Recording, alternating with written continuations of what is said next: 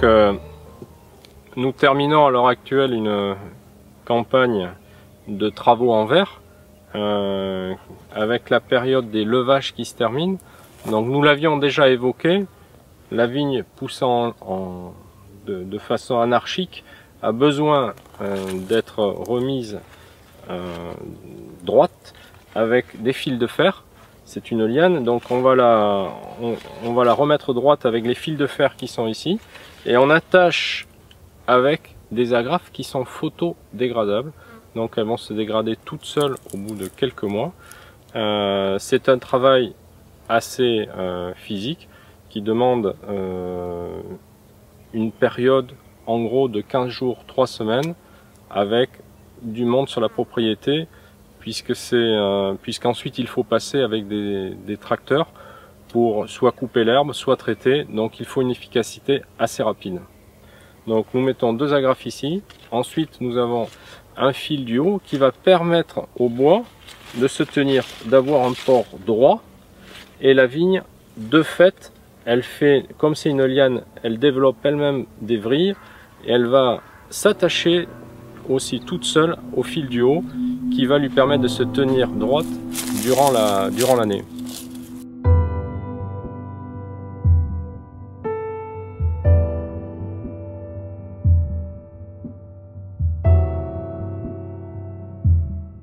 Bon, bien écoutez, nous sommes donc au 15 juillet, à un stade que nous appelons globalement un stade de fermeture de la grappe, qui se rapproche dans quelques jours, 10 à 15 jours, de ce que nous appelons la véraison, c'est-à-dire le changement de couleur des baies qui vont commencer à rougir pour les cépages rouges.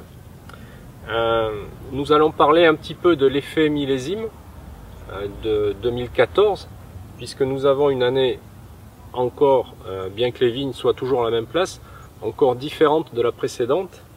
Effectivement, on peut observer ce qui s'est passé depuis le début d'année.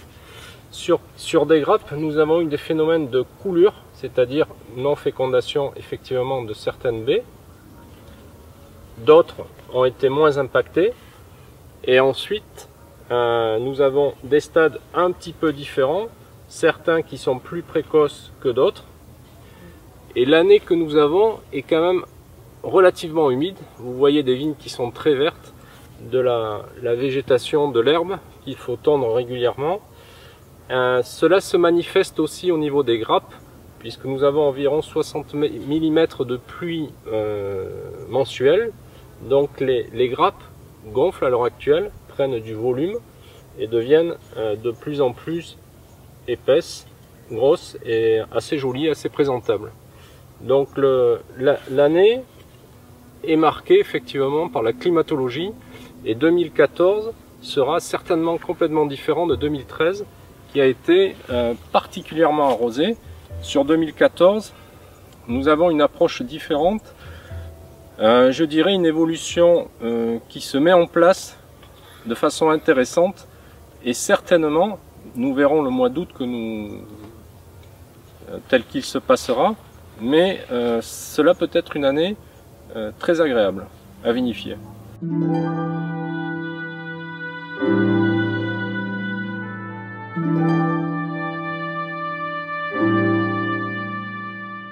Eh bien écoutez, nous nous retrouvons donc dans cette deuxième quinzaine du mois de juillet, avec des travaux sur la vigne qui sont en train de ralentir un petit peu. Une grosse période qui a eu lieu sur le mois de juin jusqu'alors, avec la période des leuvages. Et adossé à celle-ci, nous avions évoqué pendant cet hiver des préparations de sol pour des plantations. Donc nous sommes en train de les réaliser, puisque les plantations ont lieu jusqu'au 31 juillet. Donc à l'heure actuelle, nous allons nous y rendre, mais avant, jetons un petit coup d'œil sur les pieds que nous allons planter, préparés par notre pépiniériste. Ce sont des plants en pot. Alors là, nous travaillons avec le cépage de Cabernet Franc. Alors c'est intéressant, vous pouvez voir déjà un développement au niveau foliaire, ainsi que les racines. Donc dans le sol, ensuite nous allons réaliser des trous, les mettre à peu près à cette hauteur, et reboucher avec de la terre humidifiée, et peut-être s'il ne pleut pas, faire des arrosages une fois par semaine. Donc les plants sont proposés en barquette et nous préparons le terrain, c'est-à-dire que nous mettons des piquets suivant les densités de plantation en fonction des conditions de production de notre appellation. Alors sur cette plante, nous avons réalisé une plantation de 1,50 m entre rangs et 1,20 m entre les pieds, ce qui correspond à plus de 5500 pieds par hectare, pour essayer d'optimiser au niveau qualitatif, au niveau de la vendange.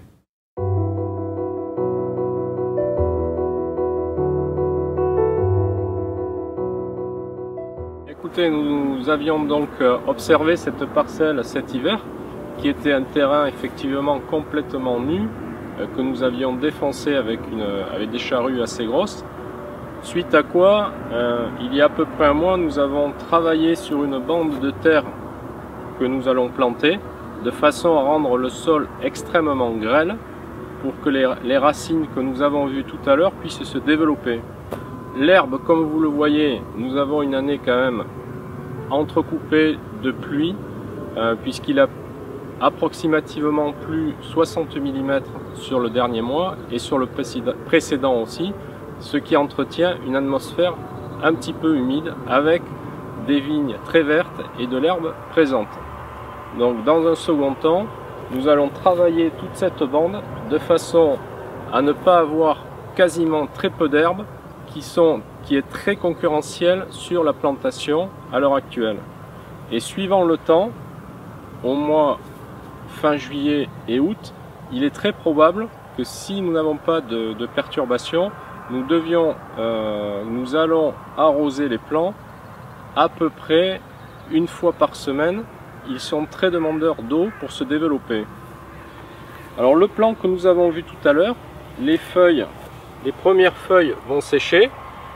Par contre, les autres vont se développer petit à petit.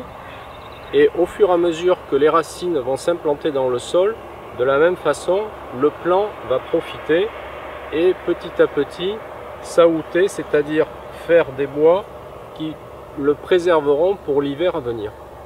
Ça, c'est la première année.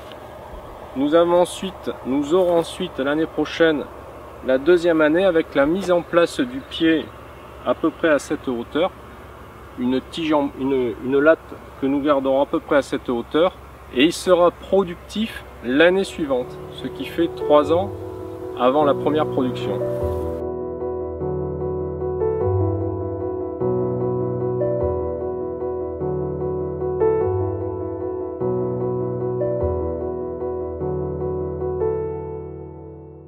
Aujourd'hui, je vais vous présenter un Bordeaux rosé, le château Larose-Boismonté. Alors, effet millésime joue un petit peu moins sur les vins rosés notamment. Alors, c'est un vin d'assemblage à base essentiellement de Merlot pour nous et ensuite de Cabernet Franc. C'est-à-dire que nous allons récolter le raisin, ensuite le mettre en cuve, et nous allons effectuer ce que nous appelons une saignée, c'est-à-dire que nous tirerons une partie du jus une fois que nous avons la couleur souhaitée. Donc ça, c'est un rosé 2013 où la couleur n'est pas trop prononcée, liée au millésime, parce que 2013 était une année d'un peu moins de couleur. Habituellement, ils sont légèrement plus teintés, mais pas beaucoup plus. Et ensuite, le Bordeaux rosé, lui, ce qui est important, c'est qu'il fermente à basse température. C'est cette fermentation qui va lui amener des arômes qui sont agréables et ce qu'on appelle des arômes fermentaires, lui donner son fruité, qui lui donne la particularité d'être bu, je dirais, sur 1 ou 2 ans, mais pas plus. Ensuite, la rondeur ou la fraîcheur que nous pouvons avoir en bouche va, elle, effectivement être amenée par l'année. C'est-à-dire que 2013, il y avait un petit peu plus de vivacité, 2014 sera légèrement différent, mais ce n'est pas ce qui est le plus important pour ce style de produit. Donc c'est un vin que nous conseillons effectivement l'été frais, qui va très bien sur des paellas, sur des entrées, et que l'on peut boire soit en apéritif ou même sur tout le repas. L'été quand il fait chaud, c'est un vin très agréable, voire des fois peut-être plus que certains vins rouges qui seront peut-être un petit peu trop tanniques et où on aime bien, où on apprécie des vins frais. Voilà un petit peu pour la présentation de ce vin.